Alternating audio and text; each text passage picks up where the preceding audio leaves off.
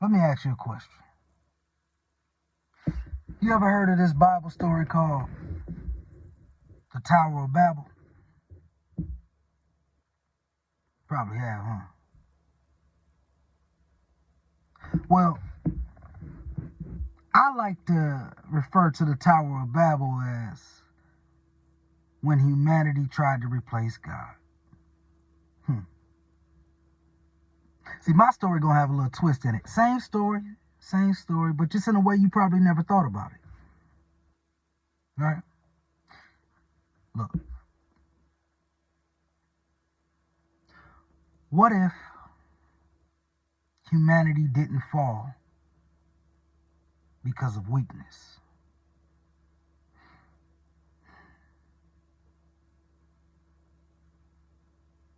What if it was the total opposite? What if humanity will fall this time because of ambition? Get my drift? What if they were to fall not because they were lost, but because they believed that they didn't need God anymore? Crazy, right? See, after the flood, there was a reset on earth. Remember, during that flood, God had to wipe everything clean because everything was too evil, too corrupt to keep going on in the same fashion. Let's just call that, I guess,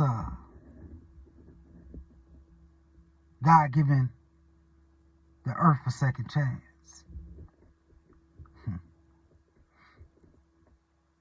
But it wouldn't take long. No. Wouldn't take long for things to go wrong once again. Peep this. Look. See, after the flood, the earth was pretty much new. Clean. Boop. Like somebody hit the reset button. Restarted. And at this point, Noah's family would spread out and generations would grow. Civilizations would begin again. But some things just don't change. Yeah. Human nature. The same tendencies that will cause or lead to the flood, they're still there because of the human nature. Right? See, human nature is too often,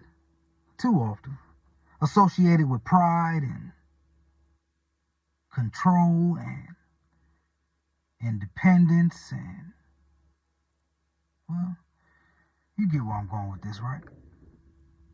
Yeah. And slowly, humanity would begin to gather and not spread out. They would actually come together. Seems beautiful, right? Well, at first. See, at first it looks like progress. Everybody coming together. People speaking the same language, working together, building together, organizing together. Yeah, beautiful. In a sense, it's kind of like we're getting back to unity. UNITY.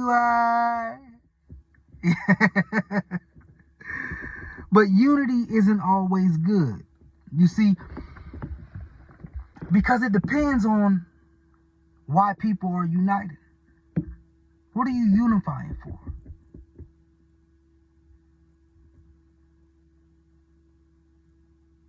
And then the Bible will give us a glimpse into their true intentions.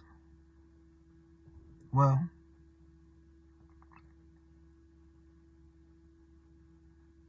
see, at this point, the people that were gathering, unified together, building the Tower of Babel, or what will become, they would say things like, "Come, let us build a city for ourselves. And in that city, we'll put a tower in that city for ourselves." You see the recurring theme here? Everything was in the name of ourselves. Actually, in this city where we're going to build this tower for ourselves, we're going to build it so high that it's going to reach heaven. Let us make a name for ourselves so that maybe heaven can recognize us.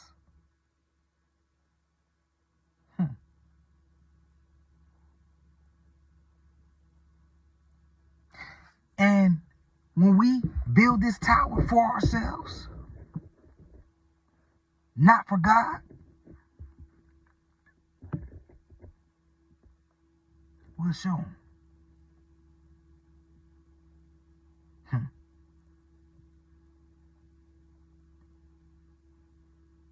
This just wasn't just like any old construction. I mean, the real motive was more like, well, for ourselves, of course, but it was more like a statement, a declaration of independence, sort of thing.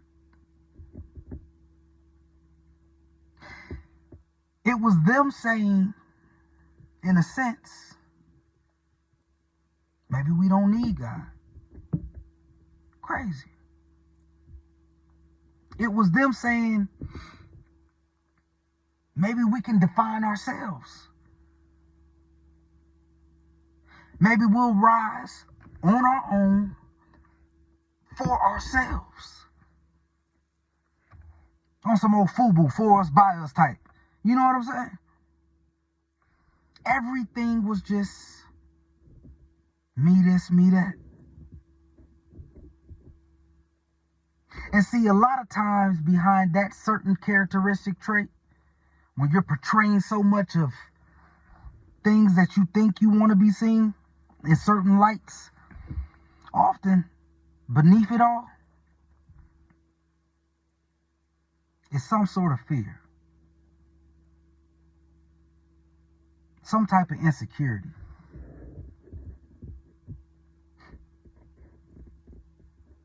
Anyway, they decided not to trust God's plan. So they started to create their own.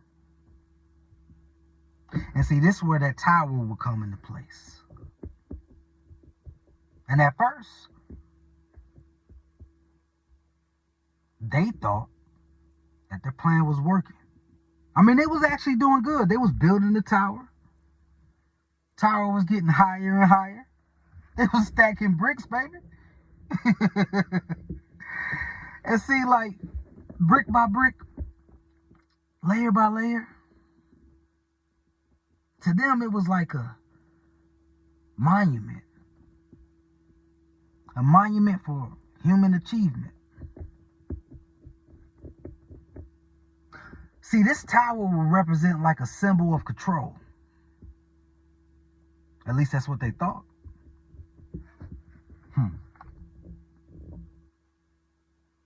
But see, here's the truth. That tower, it was never about reaching to heaven.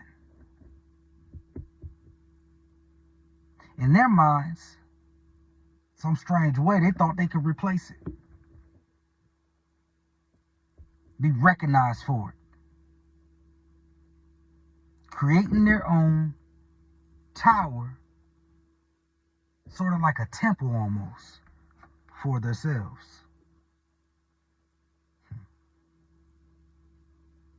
And you know God, Reoccurring thing by now. Omnipresent, all-knowing, all-powerful, creator of all things. You know he knew. I mean, you can't hide nothing from God, baby. So God sees it. But God being God, he ain't threatened nor surprised. I mean, he God, baby. Just aware. He knows their thoughts. He knows their heart. He knows their intentions. Can't catch them off guard.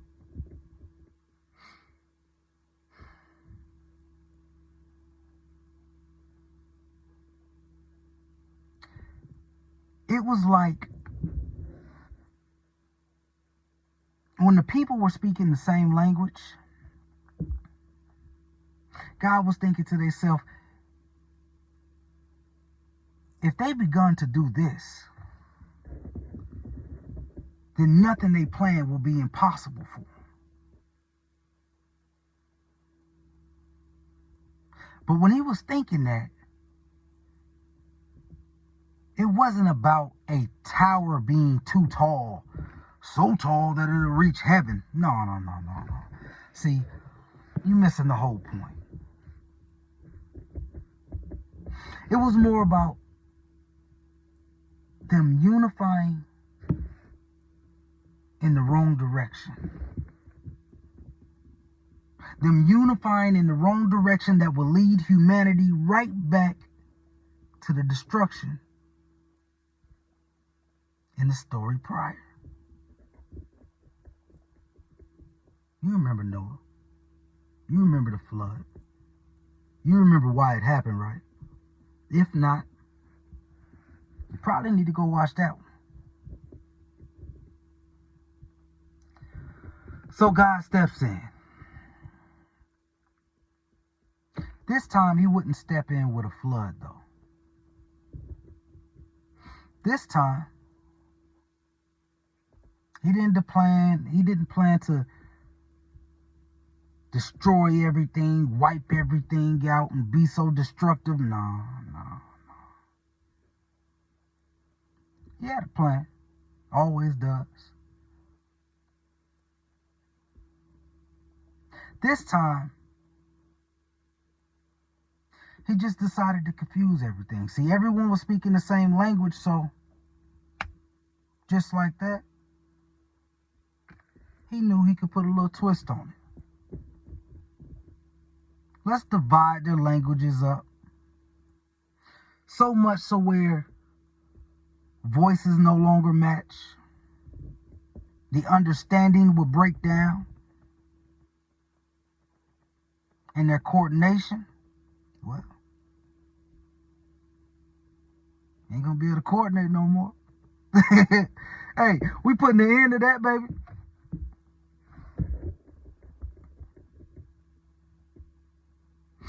And when God made these changes, miraculously, what you think happened? The tower stops.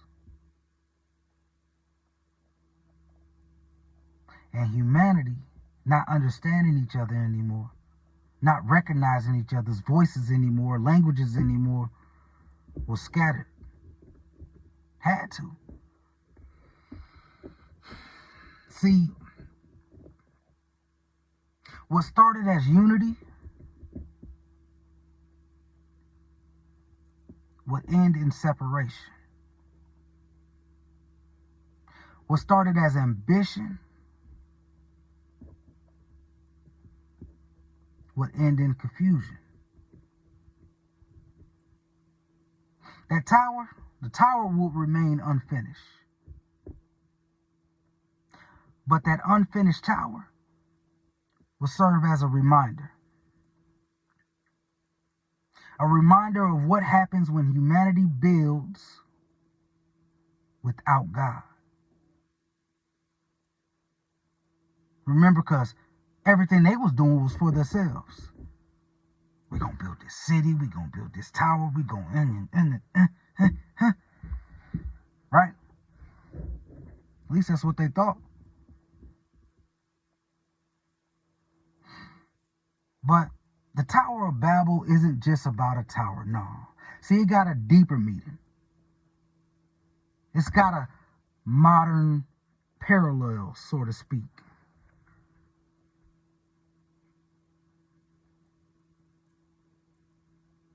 See, the Tower of Babel is really about us.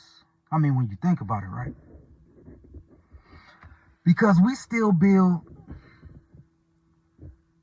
Babels today. Just think about it.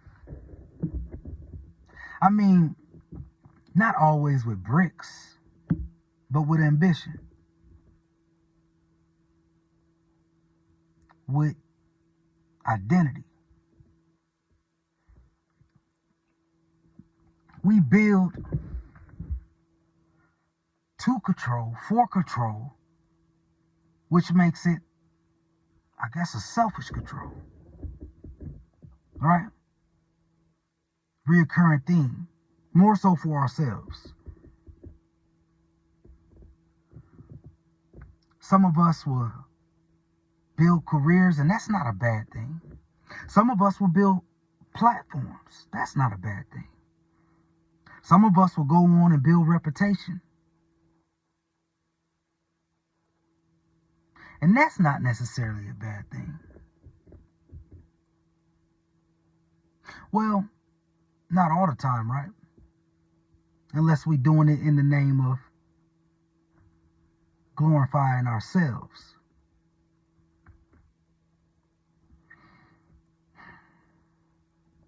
See, sometimes we build careers, platforms, reputations to make a name only for ourselves. I mean, think about it.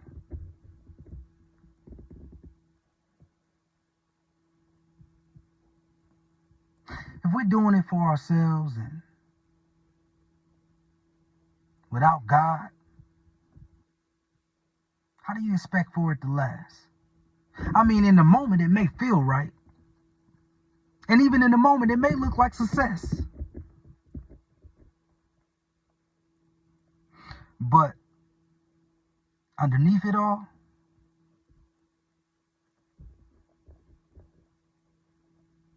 it's kind of the same story as the Tower of Babel.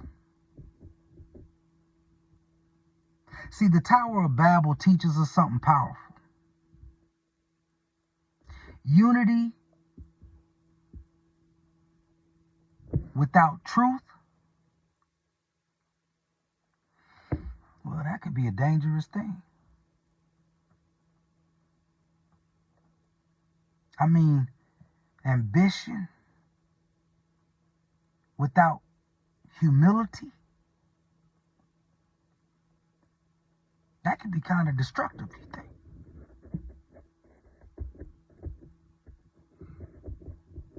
And success without God, that just seems empty.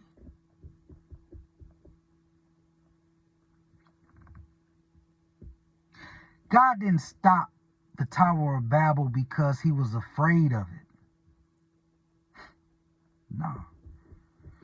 He stopped it. He stopped the Tower of Babel out of love for them. Because he knew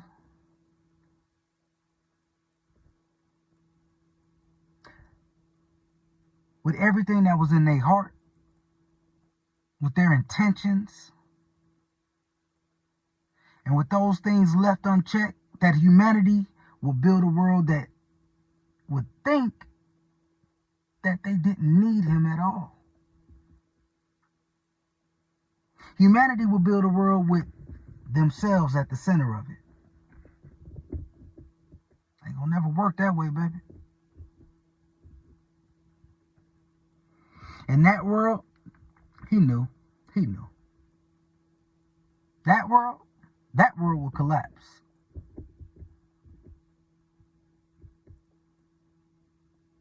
So sometimes what may feel like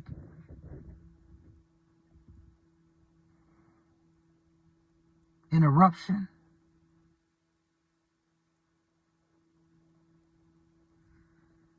is actually protection.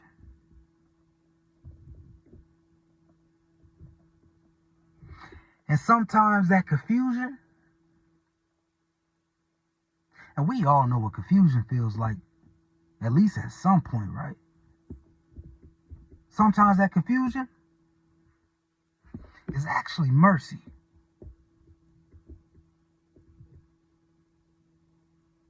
And sometimes when things fall apart,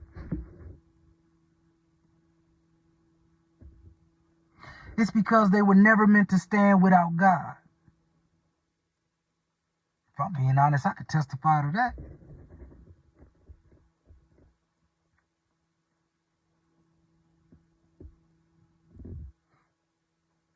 The question is, what are you building?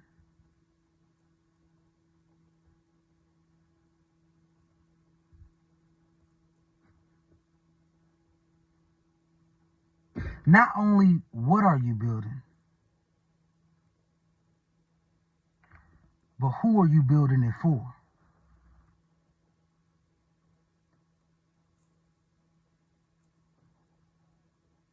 Just something to think about, I guess. Now that's good Bible. Stay blessed. Until the next time, hit a like button, subscribe, and share the video. And before I go, no matter what you do, keep God at the center of it. Now that's good Bible.